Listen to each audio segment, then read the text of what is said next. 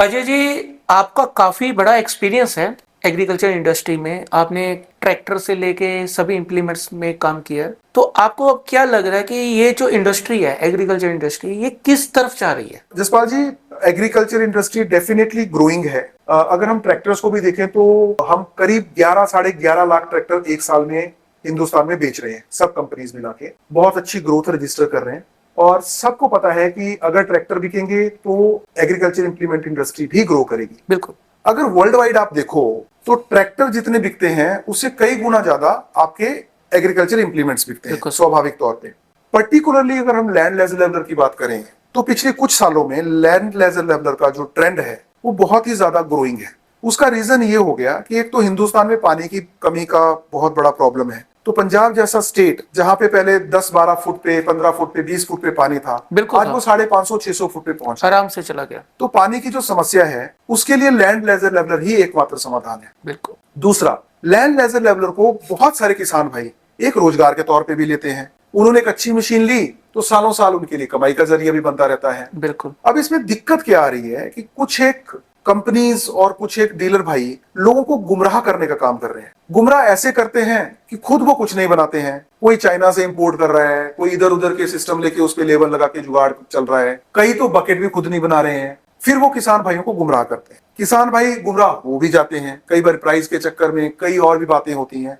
लेकिन धीरे धीरे जब मशीन चलती है तो उनको समझ में आता है कि ये तो मामला एकदम गड़बड़ हो गया। बिल्कुल। फिर उनके वो सिस्टम नहीं चल रहे हैं, बकेट फट रही है, सो मेनी प्रॉब्लम्स। तो जिन भाइयों ने रोजगार को देख के लिया होता है या जिन्होंने अपने खेतों में लेवलिंग करना है, उनके लिए बहुत दिक्कत बन जाती है। जब ये मशीनें खराब होती हैं तो उनको सर्विस सेंटर नहीं दिख रहे हैं, उनके पास स्पेयर पार्ट्स नहीं है, वो उनको फोन कर रहे हैं, ये फोन नहीं उठा रहे हैं, और भरे सीजन में दुनिया भर की परेशानी।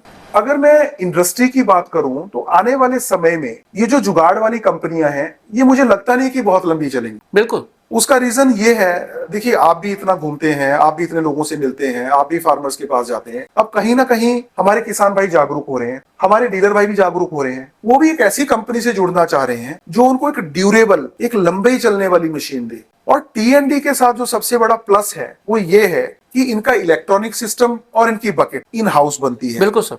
मेरे दिमाग में कोई कंपनी ही नहीं है जो इलेक्ट्रॉनिक सिस्टम कम से कम इन हाउस बनाती है। बिल्कुल। ऐसी आपको बड़ी कंपनियां बता सकता हूं जो बकेट भी बाहर से बनवा के अपने पेंट और अपने स्टिकर लगवाती। ना कोई ड्यूरेबिलिटी है, ना कोई मतलब है, क्योंकि उनको क्वालिटी नहीं बेचनी, उनको उस सेगमेंट में सिर्फ प्रोडक्ट बेचना है, सेगमेंट पूरा करना उनको। दूसरी नहीं, आपकी बात बिल्कुल सही है सर। क्वालिटी सर आएगी कहां से? जब भी आपने बकेट डिजाइन की है तो उसमें इंजीनियरिंग का भी उन्होंने कोई ध्यान नहीं रखा हुआ है। बिल्कुल। उनको तो खाली ये समझ में आना चाहिए कि बकेट है, खाली मिट्टी खींच ले और हाइड्रोलिक सिस्टम उसको ऊपर नीचे कर, दैट्स इट। तो सर काम ऐसे तो चलेगा नहीं। बिल्कुल। जब हम लैंड लेजर लेवलर की बात करते हैं तो जो पानी लगता है लेवल करने के बाद वो एमएम्स में उसकी सटीकता होनी चाहिए। अगर वो उस लेवल पे काम ही नहीं आपकी मशीन कर रही है तो आपका किया कराया काम सब बेकार हो जाता है। साथ में उनके पास जो टीम काम कर रही है, जब आपको नॉलेज ही नहीं है किसी चीज की तो आप क्या प्रोडक्ट बना के दोगे? बिल्कुल सही बात है। बहुत सारी कंपनीज ने एक प्रोडक्ट को लॉन्च करने के लिए उन्होंने सिर्फ एक बॉक्स को टिक करना है। बिल्कुल।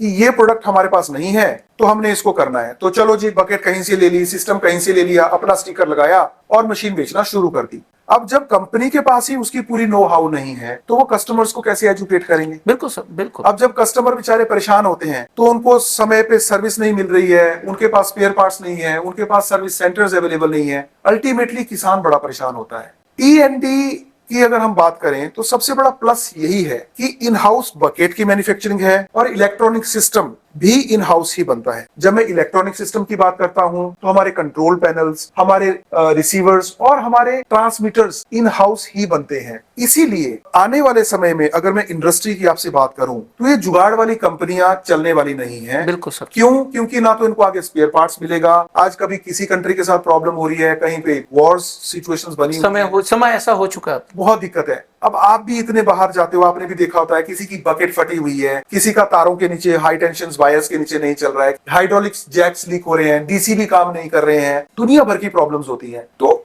जब क्वालिटी का सामान आप नहीं लगाओगे अपने सिस्टम में, जब आपको एप्लीकेशन का पूरा पता नहीं है, तो ये समस्याएं स्वाभाविक तौर पे आपके सामने आई। बिल्कुल सर, बिल्कुल सच्चाई कह रहे हैं, क्योंकि उनके पास ना तो सर्विस टीम है जी, ना नॉलेज है, किसी को भी हायर कर लिया, भेज दिया, 2 हथौड़े मारे वापस आ गया, सिस्टम तो चला ही नहीं वहां पे। बिल्कुल बिल्कुल। अब एक दिन मैं आपका एक वीडियो देख रहा था जिसमें आप बता रहे हैं कि आपके पास ऐसे कस्टमर्स हैं जो 14-14 हजार घंटे बिल्कुल। जिन्होंने लेजर लेवलर चलाया हुआ है। कई किसान भाइयों को ये जरूर लगता होगा कि ये 14-14 हजार घंटे का कैसे क्लेम कर रही है कंपनी। सोचने वाली बात है, अगर किसी ने 2012-13 में लिया है तो एक सीजन में 1200 घंटे, 1300 घंटे, 1400 घंटे चलाने वाले किसान भाई बहुत हैं। कई कई फार्मर तो 1800-2000 चला घंटे रहे हैं। चलाते हैं। तो अब जैसे हम अगर पंजाब हरियाणा की बात करें तो यहाँ पे हमारी अलग अलग फसलें होती हैं, तो साल में मेरे ख्याल 3 से 4 बार लेजर लेवलर का काम हो रहा है। आराम से। तो 14,000 घंटे, 12,000 घंटे वाले क्लेम करने वाले फार्मर्स हैं, और ये बहुत अच्छी बात है कि ये टीएनडी के साथ ऐसे लोग जुड़े हुए हैं और खुशहाल है। और खुशहाल है।